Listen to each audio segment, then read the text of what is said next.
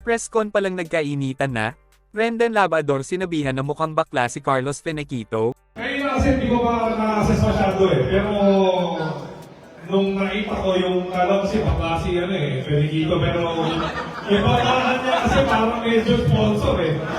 Snow Badua mukha naman daw rarayumahin sa katandaan.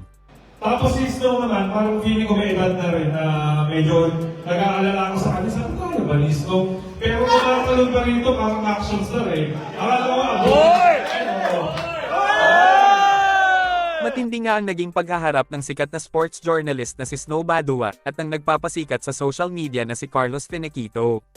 Sa pamamagitan nga ng Zamboanga Valientes promotion, natuloy din ang hamon na suntukan ni Snow Badua kay Carlos Fenequito na tila gustong magpakilala sa social media mga idol.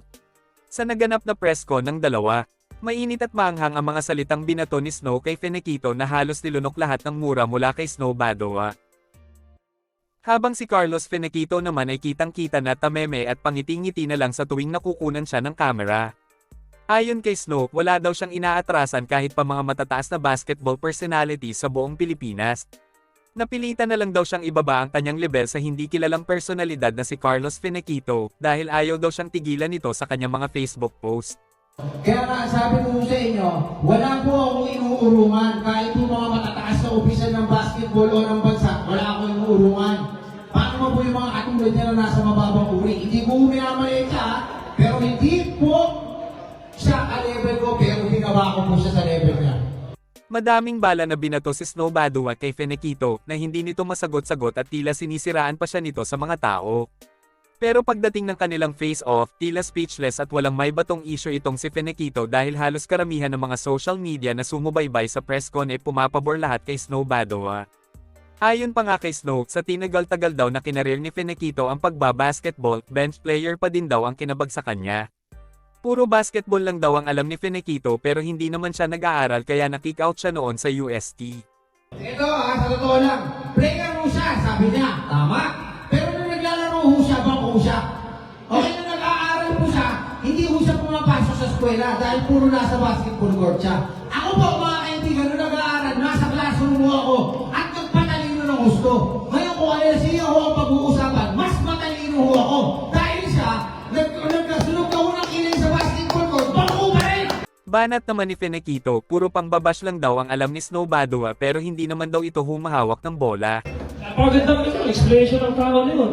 Hindi niya ako level, pero level pa siya nakita kumawak ng bola. Ganyan ang mga basher ngayon. Malakas mangut siya, malakas mag-oget, parang mga barabas na taras no.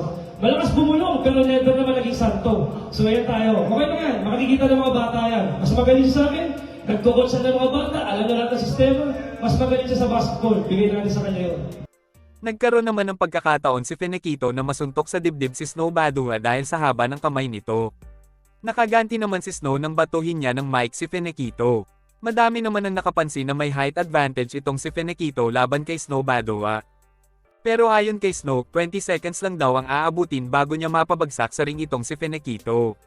Sinabi ng promoter na pagkatapos ng suntukan ng dalawa ay maaring magkabati na sila. Pero ayon kay Snow Badua, kahit daw umabot pa ng 99 rematch hindi daw siya makikipagbati kay Carlos Fenequito. Bibigyan ko siya ng 99 pa na rematch, putang ina, hindi natin tatapos ito. Kasi sa kakapuha-puha niya, magsusuda kami. Kitang-kita na talagang galit na galit si Snow Badua sa mga pang-aasar na ginagawa sa kanya ni Fenequito mga idol. Halata sa mukha ni Snow na gusto talaga niyang durugin ang mukha ng kanyang kalaban.